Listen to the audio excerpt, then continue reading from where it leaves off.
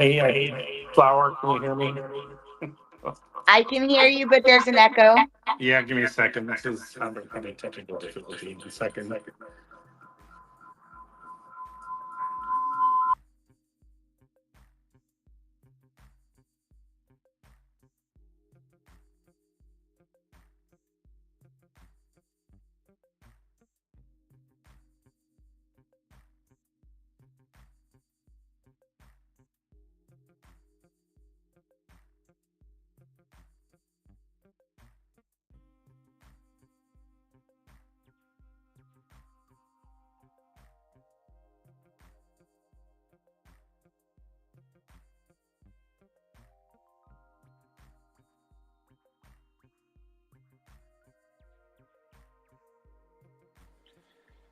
Hey, Flower, can you hear me now? Oh, dang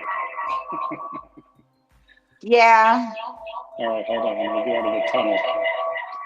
sometimes that echo just happens.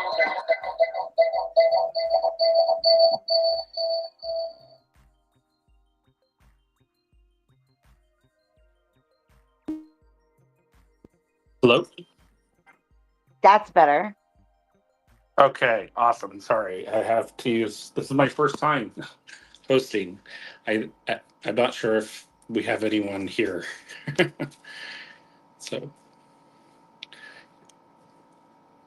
are you? So I'm Eric. I think most of you in 29 Palms know me. I'm not sure if anyone's on the channel, and I'm not sure if this is going on the Instagram channel because I'm having technical difficulties. So we will repost it on Instagram. But I'm from Joshua Tree Gateway Communities Alliance. Formerly my company was Desert Beacon. Most people in town and in the Joshua Tree area know who I am. I would like to introduce Flower, who I met in Amboy while talking with some of the people there and doing a little bit of market research. Flower, do you want to introduce yourself? Hi, I am Flower. Most people know me as Flower from Facebook. I am a longtime Valley resident and with a high interest in Route 66 and the high desert and background in marketing networking from the early days, not the high tech fast paced days of today, but we're learning, and tourism and hospitality. Awesome. Well, I think you are fantastic. I have an echo on my ear pod, so yes, forgive me. It's hard. This is my first time doing a live stream. So we just wanted to give some updates, some very special updates about our VIP digital passport, our vinyl passport, and an upcoming community event. It's going to be a community wellness expo. Sorry, I forget which camera to go to here. Um, and we also have some great news regarding some other cool pop-up events that are coming. But for right now, what I want to do real quickly is introduce everyone on this live stream to our neighbors in Yucca Valley. I attended the State of the City address the other day, and I think that they did such a wonderful job with the Yucca Valley Film Festival. And that was produced by Matt Burrow, who is a great guy. He comes and helped us out in 29 Palms with the tourism stuff a few times, I believe. And he also used to work for the California Welcome Center. Now, I think there's going to be a lot of stuff that we're all going to be talking about coming up soon as our tourism board begins to start the conversation of moving to a 5-year tourism board renewal. Now, this is something that people overwhelmingly rejected last year because there's a lot of people, including myself, who feel that we are not effectively meeting all of our goals and objectives. Now, I don't want to say anything that to be perceived as criticism of Brianne, who is the marketing director at the Visit 29 Visitor Center.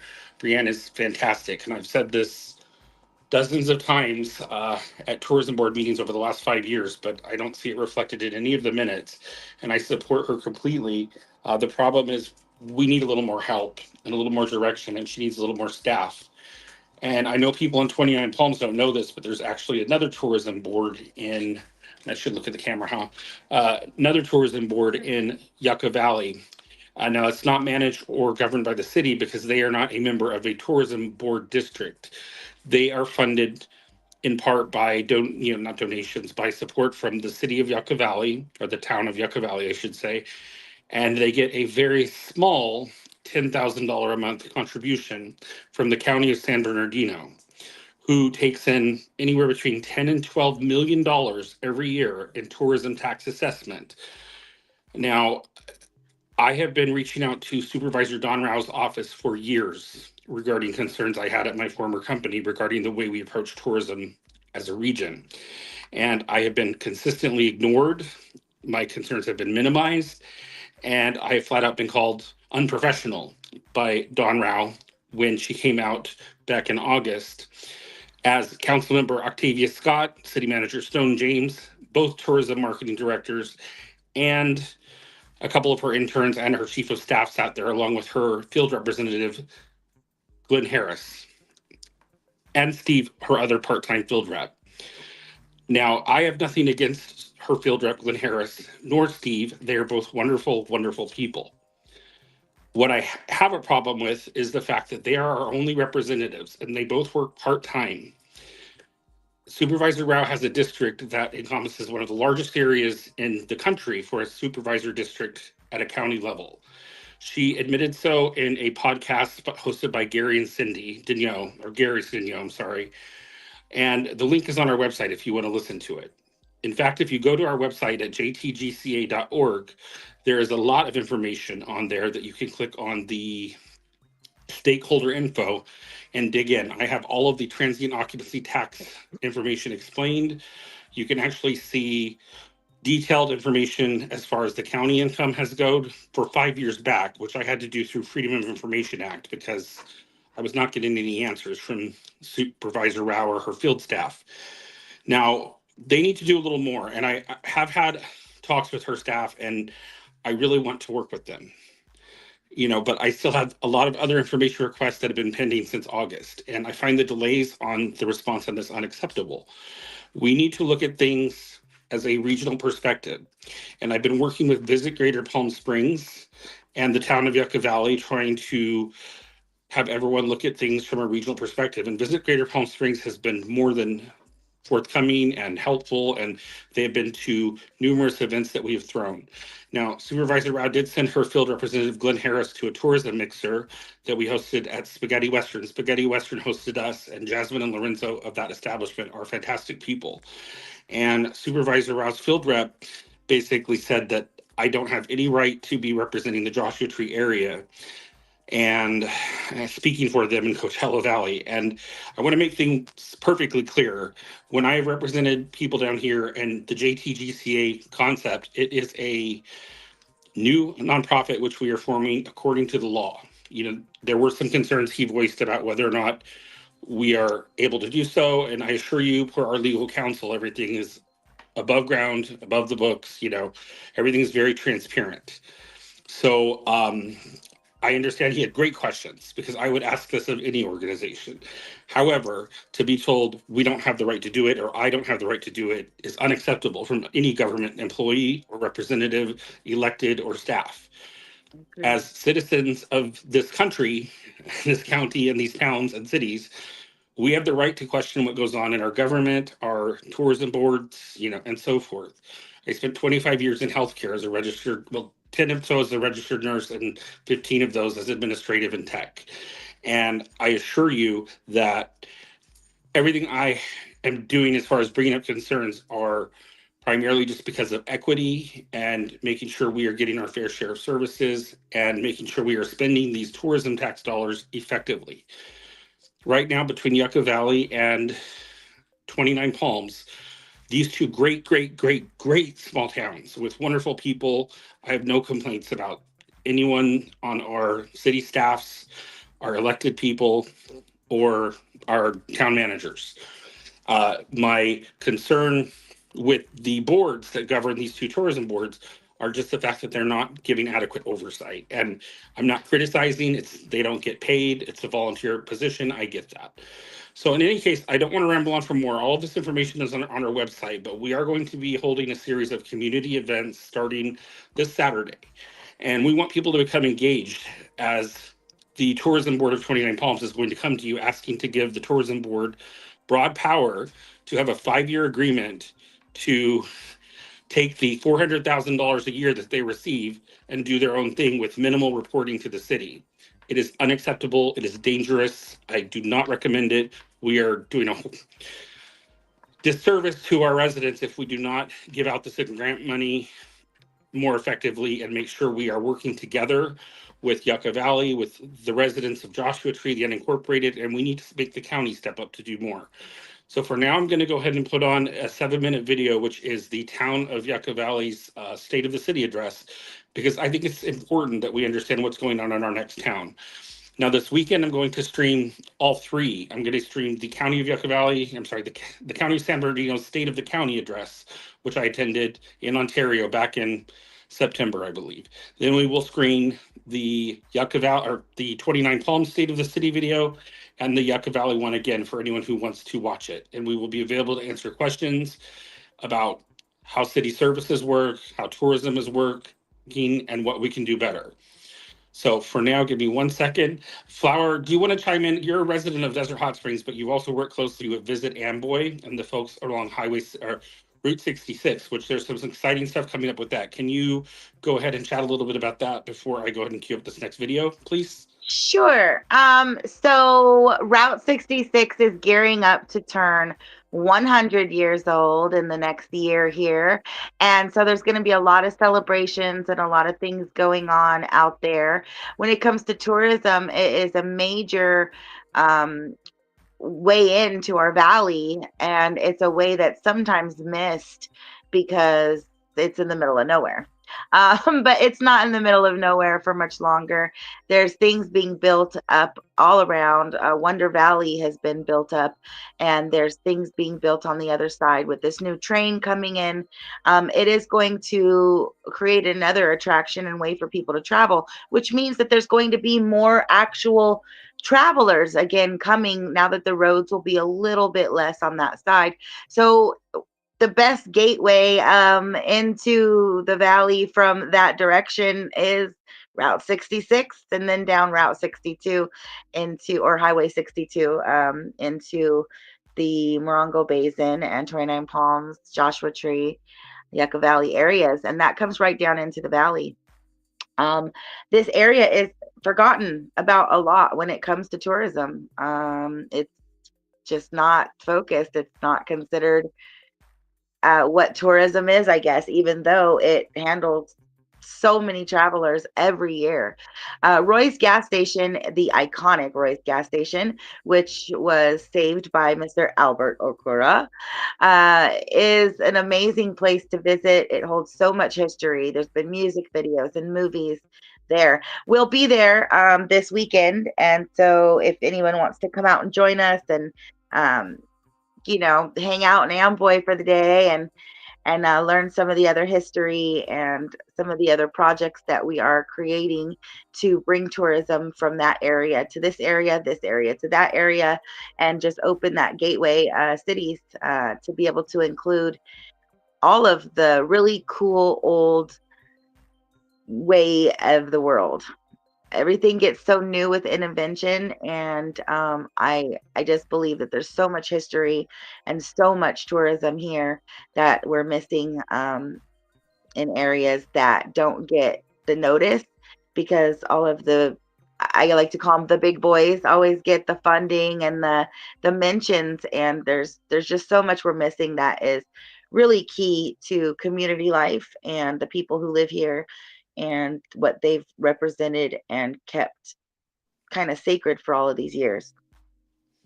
No, and I completely agree. And I don't know, I'm echoing again, but I'm going to put together more on our visit and what we're going to be doing on the special surprise for this weekend. And we'll go live tomorrow at the same time, I think, because I need to get this tech stuff figured out, because I think we're hung up on the Instagram end. But I really appreciate everything you're doing, Flower, for that area and for what you've done with us at our Village Fest booth. And we'll talk more about that tomorrow too when we can be Thank you. prepared. But I'm And going to queue up this. if I might Yes. just add something into, so the city of Desert Hot Springs The city of Desert Hot Springs, which was once a pushed out of the way kind of town that was forgotten about, but was actually responsible for employing most of the Coachella Valley for years, has grown up to be quite an amazing little city. It is the leader in spas. It is Yes. the leader in there's other things going on, but there's a big tourism here and there has been a focus on it. It is an opportunity zone for new businesses to be able to open and things like that. There's been multiple new businesses opened in the past couple of years. We've got a great city council that really cares about the way that the community is going. And I'm really excited to see the additions and the changes coming there as well. And I can't agree more with you. We sponsored a table at the Desert Hot Springs State of the City address through the Greater Coachella Valley Chamber of Commerce. And I don't think I've explained this to you yet, but our former city manager, Frank Lucchino, who we did a lot of work for as our prior company, we helped institute a good neighbor training program for vacation rentals when we were at an unprecedented demand where our vacation rentals went from under 200 Right. to 500 nearly. We And that was developed that program scary. for city manager Lucchino. There were other people who also did a program, but then they quit because they realized it was hard work. Because it was not something it's not a monopoly. We did this at a risk to my former company because it was a lot of work, and people associated us with making a profit off of the city's regulation, which was not true. And I knew that this would be a perception because people would think that, but we did not make money off of this program. We did it as a resource for the community, and we are going to be opening up that resource to the entire San Bernardino County, region for short-term rentals to make a free, small, condensed program of how to host responsibly, and kind of incorporate regulations and requirements into it. And we will offer another type of class as well if we are going to continue to do a certification program, and that's something we'll talk about later in the year. But back to Desert Hot Springs, and another person from Desert Hot Springs from 29 Palms is Travis Clark. He was our community development director for quite some time. Prior to that, he worked in Redlands, and he helped transform the Redlands downtown into an amazing, amazing, amazing place.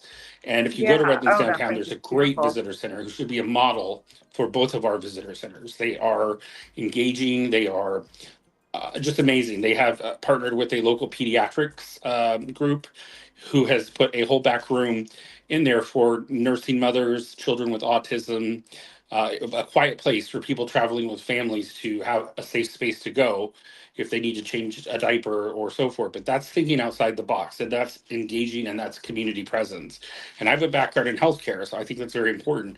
But I must say also in Desert Hot Springs, three or four of the council members and mayor pro tems have chatted with me about, what's going on in their town. And I know there's two newly elected council members who I think they're both great. And we had great discussions with them as well as former council member Betts. And he was very candid. I think he understands vacation rentals, can be troublesome to neighborhoods. And I agree because I see both sides of the issue, and I Yeah. always have. Vacation rentals are great. We only have 1,000 hotel rooms and 1,100 in the whole high desert, for Yucca Valley, through 29 Palms. And we host over 3 million visitors at Joshua Tree Park every year. Um, and there's over 3,000 vacation rentals. And they basically um, are meeting the need to host visitors to the park, but the town of Yucca Valley and 29 Palms, they have done a tremendous job, stepping up regulation. Like in 29 Palms, we helped with the class, which helped reduce calls to the city for services or for non-compliance. I Okay. mean, it was there. These are numbers backed up by data, Yeah. and but the county, their response is, let's hire 5 new code enforcement officers and double the fines. That solves the problem. They don't even inspect these houses except for a drive-by occasionally. There's no interior inspections. There's no accountability, basically. And Right. again, I'm not blaming this on Supervisor Rao or her field staff or whatever. I just think the county is such a big, bulky, reactive beast. She talks about how the county is of a reactive nature, and I understand that. But at some point, it's time to say, let's try to be a little more proactive and come up with better solutions.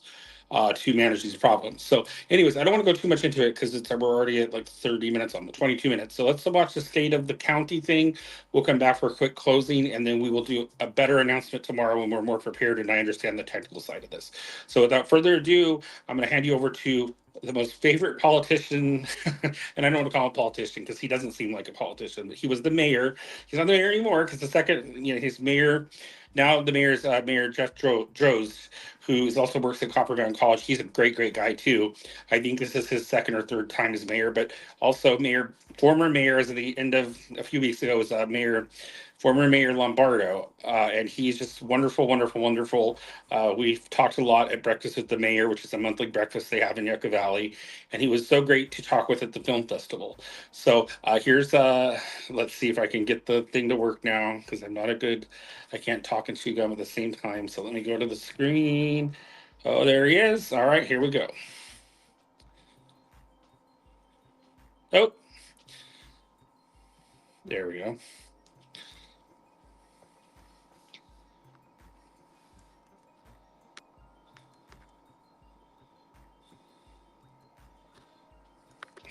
Shit.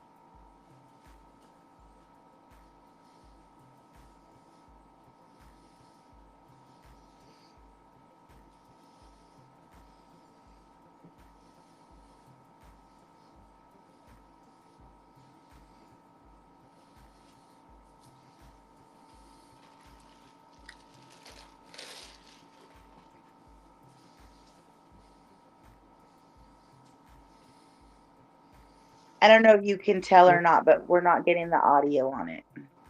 What? You're not? Oh, what? Yeah, there's no audio at the moment. Oh, shoot.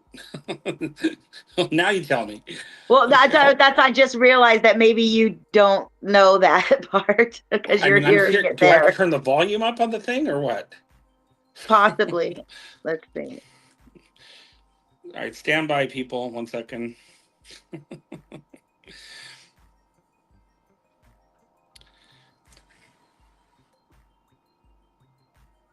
Okay, hold on. Oh, it's the window. That's why. Okay.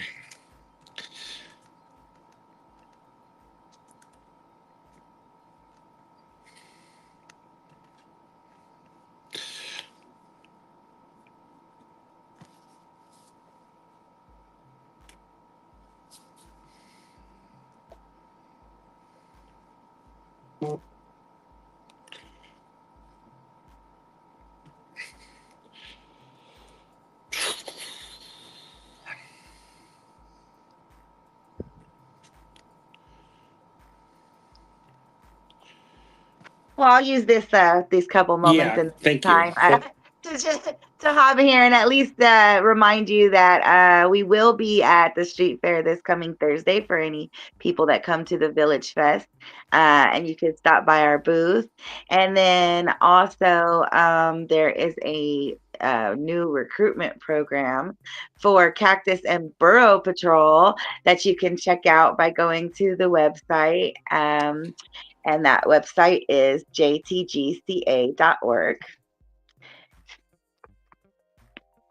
And we thank you for taking a few moments to watch this video today. Okay, give this a try, and I will have the CBP thing. Hope is you'll not stay and live yet. I'm still working on that, but we're participate in going to that. announce Thank that. you for joining And us we this do have evening Can you hear audio. the for audio the now? 2024 Yeah, we State have of the audio. Town Address. Okay, perfect. As our friends, neighbors, colleagues, and business owners, we are grateful for your interest in the state of our town. This year's address was chosen to highlight some of the special characteristics and initiatives that define our town. From our focus on public safety to various projects and programs underway, you will get a taste of what drives us each and every day. For the next few minutes, I would like you to sit back and enjoy this brief video where we are able to share with you our recent activities and initiatives that help make Yucca Valley, our town, our home. So hit it.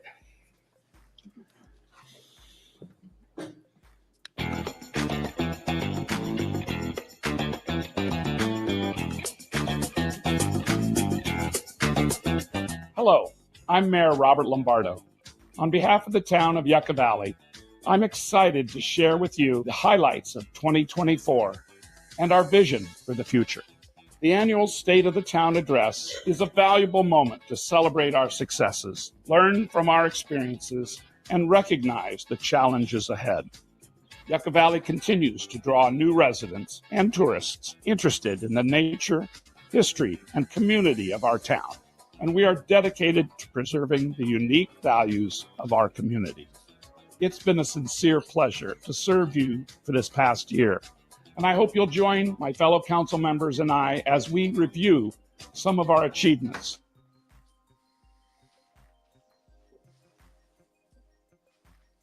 We partner with San Bernardino County's professional agencies to provide high-quality public safety services for residents, visitors, and businesses. Yucca Valley was assigned a new resource officer for the 2024-25 school year. Deputy Alex Camacho assists school administrators and staff at the elementary, middle, and high schools to ensure the schools are safe learning environments for our students. Continuing a family tradition, Deputy Camacho is making a difference in our local schools. The Citizens on Patrol program remains key to creating a safe, family-friendly community by providing an engagement opportunity for citizens looking to promote safety in their communities. The town's Public Works Department continues to support our quality of life by maintaining and improving the town's 150 miles of roadways, many parks, playing fields, and public facilities. This fall, the town celebrated the groundbreaking of the Yucca Valley Aquatics and Recreation Center, representing a valuable investment in health and wellness opportunities for residents and surrounding communities. I had dreams of having someday in Yucca Valley, having an indoor gym and an indoor aquatics center. That now is going to be a reality. There are kids today that are 7, 8, 9 years old that are going to dream big dreams with that facility. And the sky is the limit. The town continued work on the Old Town Parking and Beautification Project, scheduled for completion in spring 2025. This will provide the area with parking, event space, restrooms, and electric vehicle charging stations. Thanks to the support of 3rd District Supervisor and Board Chair Don Rao, the town secured $1.6 million in county ARPA funds for a regional pickleball facility in Yucca Valley. We look forward to this engaging feature in the community. Yucca Valley moved into a new budget cycle, emphasizing investments in public safety, infrastructure, and quality of life, with over $15 million in funding dedicated to new infrastructure projects over the next 2 years. The town finished the 2023-24 fiscal year with exceptional financial results, leveraging its new investment program to retain $1.4 million in investment earnings. The town maintains healthy reserves to support local programs and services through the next 5-year period. The town also distributed a resident report about the impact of measures Y and Z, highlighting the many improvements funded by these measures, including hiring a sheriff safety specialist and additional detective, funding several park improvement projects, reducing sewer assessment costs, and more. We are pleased to report that both town measures passed overwhelmingly during the November election, with both Measure Y and Measure Z receiving over 82% support. The public's trust in the management, expenditure, and reporting of these revenue sources was demonstrated in their strong support, and we are grateful for their engagement and participation in the reauthorization effort. The Recreation Department hosted popular community events throughout 2024, including the Summer Music Festival, 4th of July Fireworks Spectacular, Yucca Valley Film Festival, holiday events, and more. They also expanded the lineup of enrichment classes, introducing pickleball activities and a new adaptive sports class. The town's senior center continues to be a lively location, offering social activities, wellness programs, advocacy resources, and senior meal programs. Phase 2 of the Senior Center Modernization Project is underway and will include ADA-accessible restrooms, lobby updates, office updates, and path of travel improvements. The High Desert Nature Museum is celebrating its 60th anniversary this year with a fresh look and talented staff providing engaging exhibits and events. We are grateful to have a facility dedicated to exploring the natural, artistic, and cultural heritage of the high desert. This year, the town's public art program launched the Utility Box program, installing artwork at 6 prominent locations. The Infinite Connections sculpture was featured in front of the library, and the Summer Music Festival was adorned with images from local artists. Formal calls for art were released, including designs for town entrance signage. The Planning Commission worked diligently to address several policy topics to help keep the community running smoothly. We thank our planning commissioners for their dedicated work in the community. We'd like to extend a special thank you to outgoing members of our Parks, Recreation and Cultural Commission, Jerry Melby and Andrea Staley. Their input was invaluable to local leisure service and cultural offerings, senior services, and our community partners. 2024 welcomed exciting and ongoing opportunities for Yucca Valley, as seen in this brief snapshot. The voices of our residents are key to our success and efforts. We thank you for being engaged in our community. We celebrate Yucca Valley in 2024, and we look forward to the future.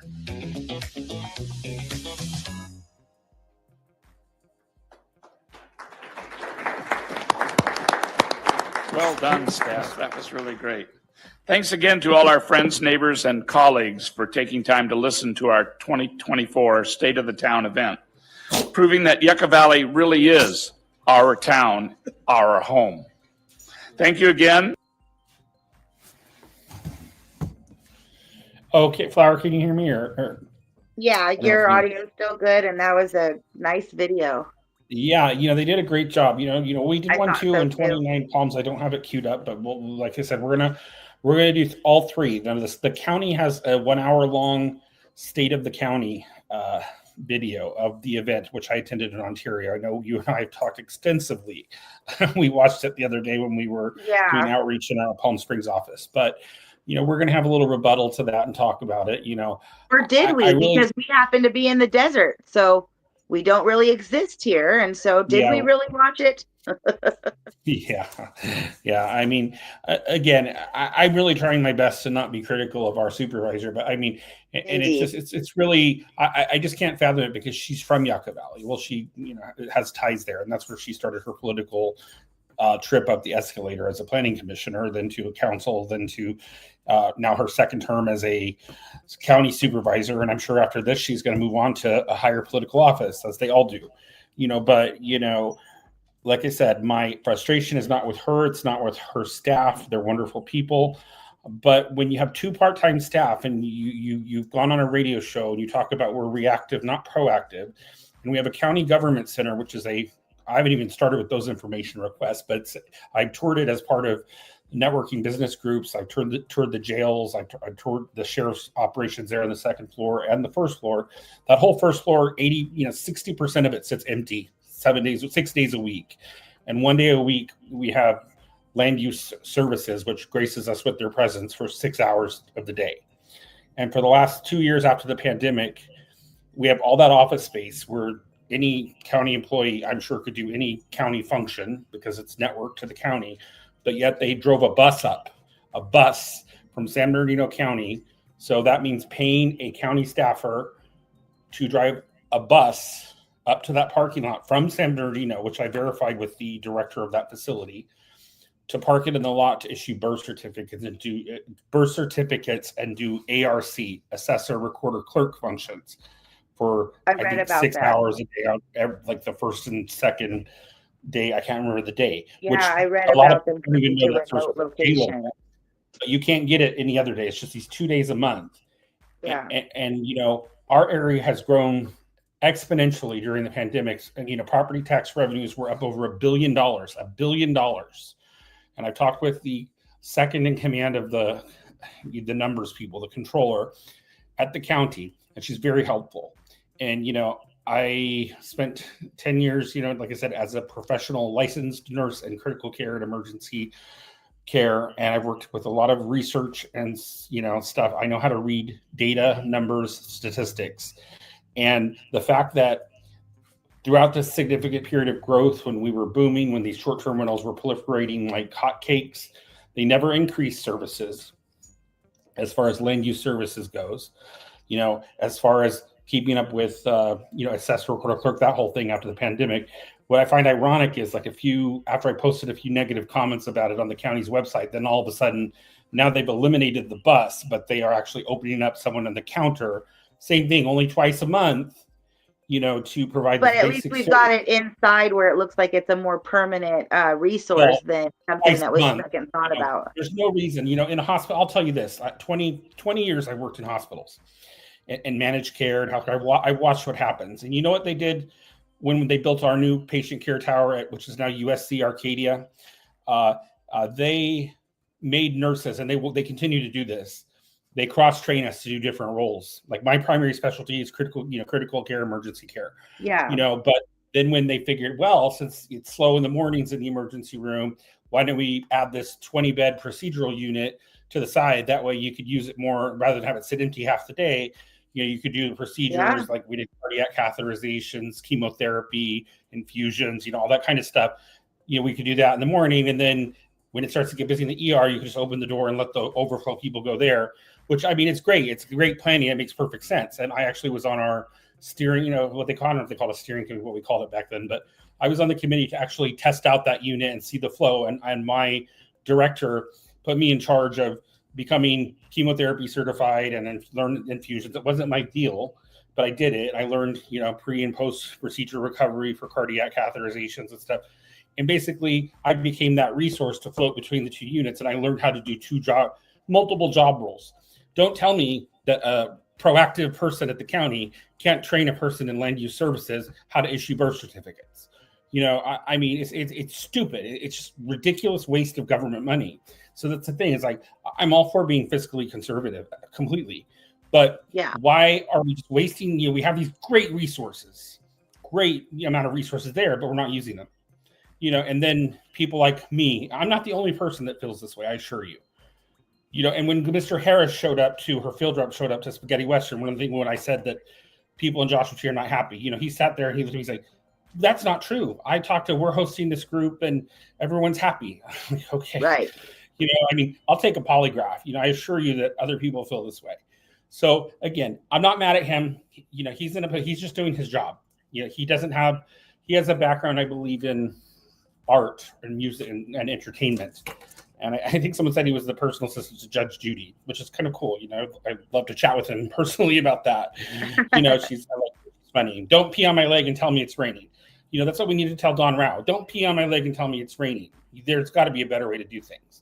And if you've got community members like myself, and I know there's tons of other people, the businesses are getting smart. There's a group of business owners in Yucca Valley who have gotten together, and now they're forming a business association similar to like what my company and all the merchants in downtown 29 Palms did, a few years ago. And then she flat out, she invited Ovier Alvarez and I, and he's the one who helped me really set up the Village Fest booth.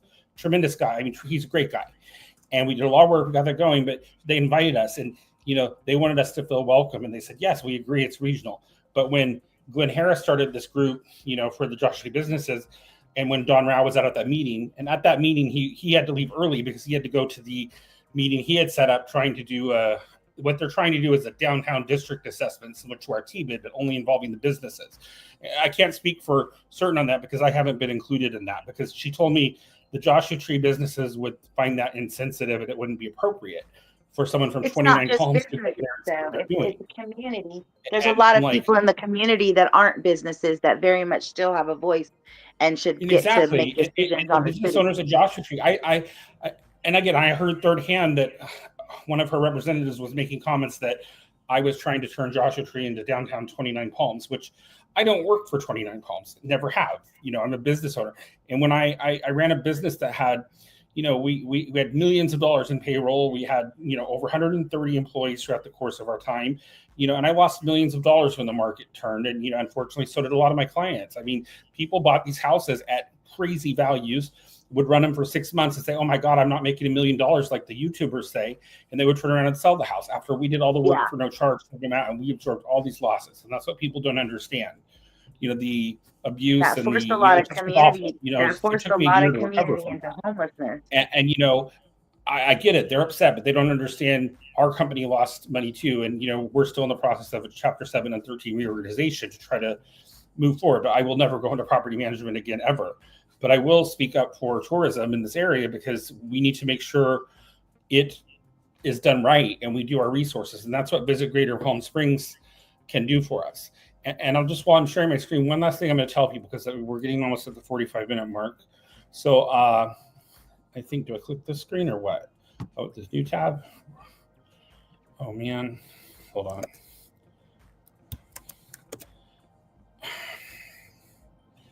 Okay, remove. Sorry, let me try this again. Present. Share screen. Share screen. Okay. Okay. Can you see that, Flower?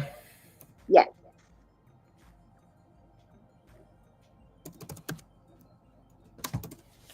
Okay, I want people to know you can go here on our website. We're going to be redoing. We're having a professional do our website. We have no public funding at all. I've gone, so we're doing this all out of pocket, out of expense, and I barely have enough money to pay for gas to get to Village Fest every week. But there's a lot of great information here. So if you go here to, this is important. We can talk about this real quick. Countywide vision.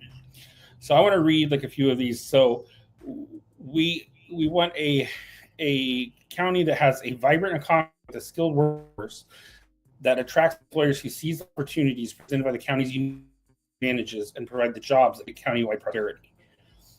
A sustainable system of high-quality education, health, public safety, housing, recreation, retail, arts, culture, infrastructure, in which development complements national resources and environment. I mean, I can't read anymore because it's like, well, the last one, let's read that. From our valleys, across our mountains, and into our deserts, we envision a county that is a destination for visitors and a home for anyone seeking a sense of community and the best life has to offer. I mean, this is all a great vision, but I do not see these things happening here in our area, So, I mean, I just don't get it. But anyway, so back to here, you go stakeholder info. I want you to go to people. Could you go to this one? It's under Monforest Towns for now, because that's another thing.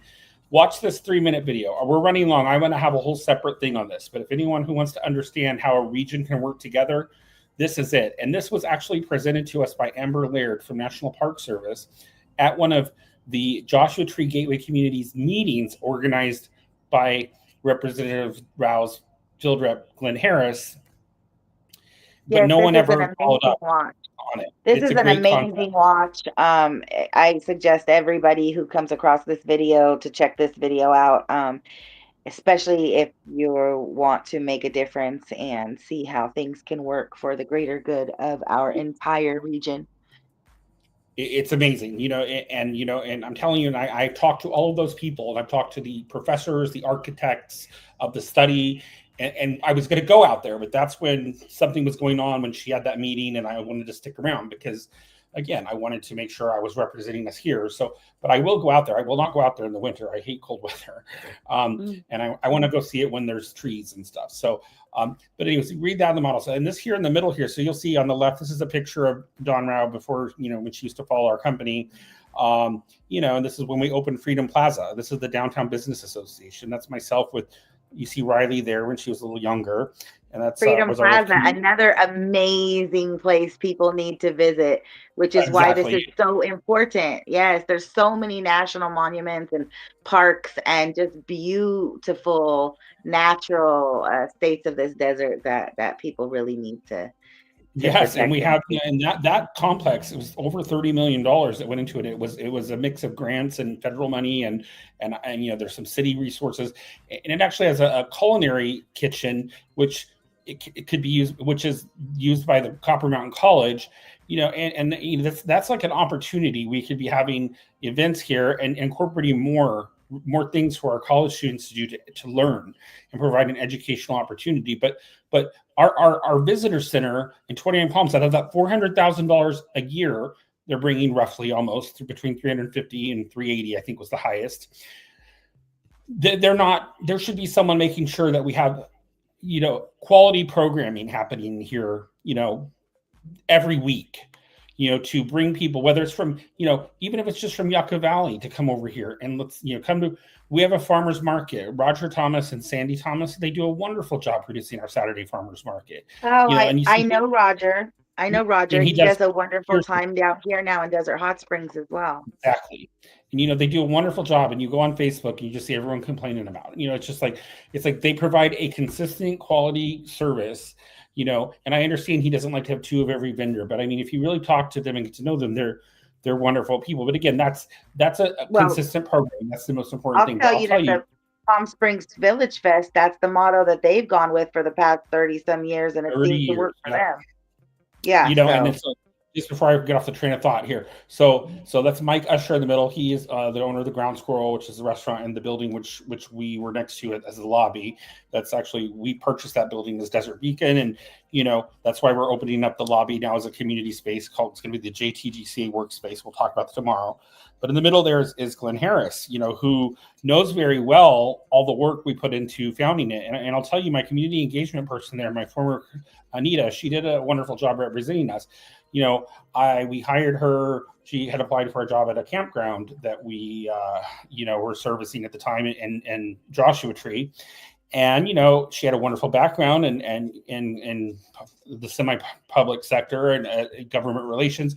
And we created a position for her. And, I can't remember how long she was with us, but for several years, roughly, I think. But anyways, but that was a staff position between her time, my time, other staff's time on community engagement.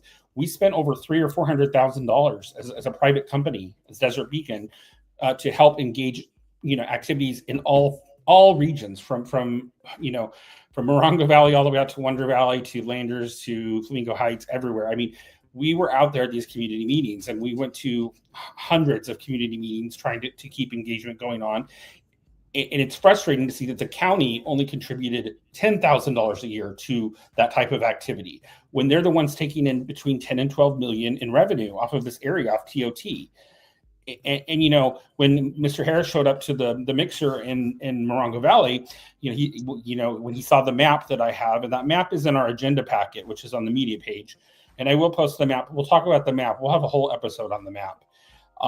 But he's like, this is, you can't use that image. I'm like, it's a county map off the website. That's public property. And anyways, but when you look at the region and the all the TOT and stuff, I mean, that's why I get so frustrated, because it's just like, there's no reinvestment happening here. He's like, well, we spend it on roads, schools, this. And I'm like, no, because the roads in the unincorporated county are not maintained by the county. Highway 62 is maintained by Caltrans. Right. Schools, you do not spend on schools. Enrollment is declining heavily. And the schools are reimbursed per head. And now we don't have students because 60% of our housing is an Airbnb. And for those of you who haven't watched the video on our first page, it's all explained there. And if you click on the link at the end of the video, there's a 3.5-hour video that was produced in 2023 by Morongo Basin Conservation Association. And it was hosted in Yucca Valley at the Yucca Valley Community Center. And all of the key players in that video, plus a few others, came and talked. I highly recommend you watch that video. We are going to be the event announcement we were starting to talk about. We're going to have a little mini version of that, because, we want to keep the conversation going.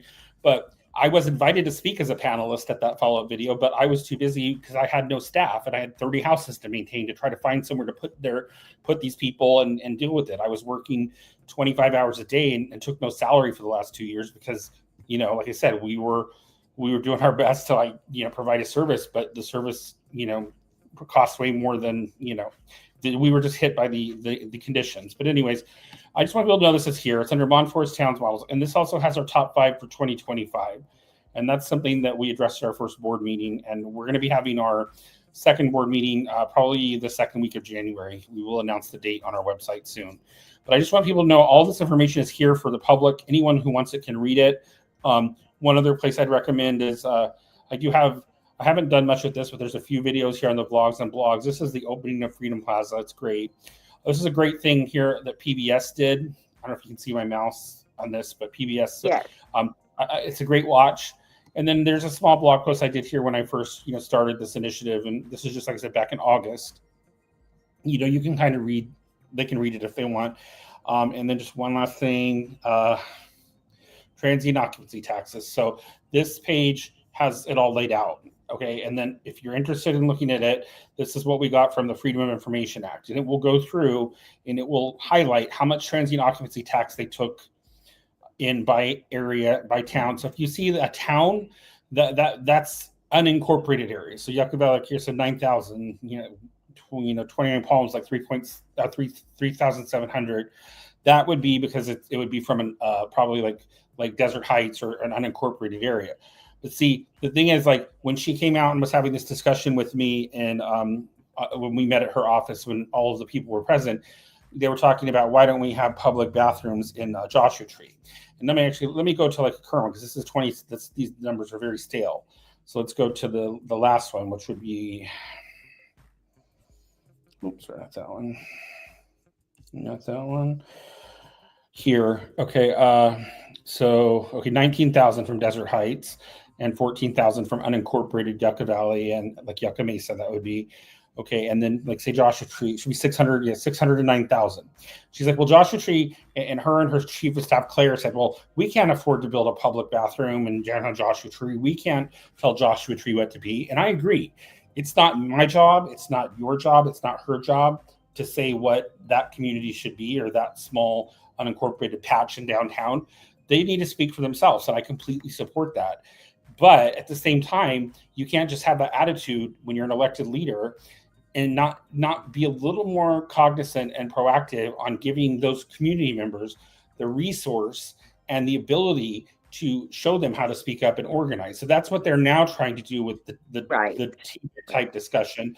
But again, I've talked to like 3 or 4 people, and I saw the original Yahoo email that someone had that came from Mr. Harris that had like 2 questions on the thing saying, what do you think businesses, what do you think is challenging to businesses in Joshua Tree, and what do you think can improve? It was just a basic thing. If you look in our board agenda packet, there's a copy of our regional tourism development impact survey that I've started working on as a model that I found from like what I read in the Monforest town stuff. But that's something I asked her in August. I said, well, can you talk to the people at Redlands University? Because they actually have graduate level programs in ecotourism, I think, and that are focused on outdoor stuff. It would be a perfect research environment to have those people, because it's in her district, put together for their grad students who need their dissertations and stuff to come look at tourism up here, because 2 part-time field reps doesn't cut it. They don't understand the public, as a nurse and a public health provider for 25 years, I understand how all these things affect one another. Her staff, they're nice people, but they don't understand. I mean, her other one, Steve, he's great, but he has a background in, I believe he was a law enforcement officer. And that's great because he has that public facing knowledge. But at the same time, you need someone who understands, I'm not qualified to do this. You really need a doctorate level, urban planner and economic development person to really look at all of this, to put it in perspective. But they have those people. They have them, and they're available, and there's projects that are waiting to be projected. So let's go. $20,000 of this Joshua money and pay someone to actually give us a legitimate survey. But just one point I want to make because I know I go off on tracks because there's just so much. Okay, and I just wanted to tell you, get your point, because I would like to tell you something before we close out here for the day. Okay, let's close out. So 609,000. She's like, we can't afford that. But you go to the bottom on the last page here. Now, when on all of these, and this is a national problem. So you see Airbnb, $10.4 million of TOT was paid. Now, keep in mind, this is the entire county. So these data, it can't be drilled down because of the way Airbnb pays out, because it's an aggregate total. And this is how it happens all across the country. And this is an issue everywhere. So you basically have to you have to go down and take out all the places here that are not in her district or in the Morongo Basin. And then you figure out what percentage of it is. So it's 600,000. And it works out to roughly equal somewhere around the similar. We did the equation. And so basically it's not 600,000 Joshua Tree brings in. It's 1.2 million per year based on the current volume. And on top of that, that Joshua Tree is not just Joshua Tree. I mean, you got to figure the Wonder Valley info. Sorry, I keep trying to go up. Other unincorporated areas that they may stay in Desert Heights, but that's like a county portion too. So it's a lot more money than it lets on. So there's money to do public improvement projects in this district. Don't tell me there's not, because there is.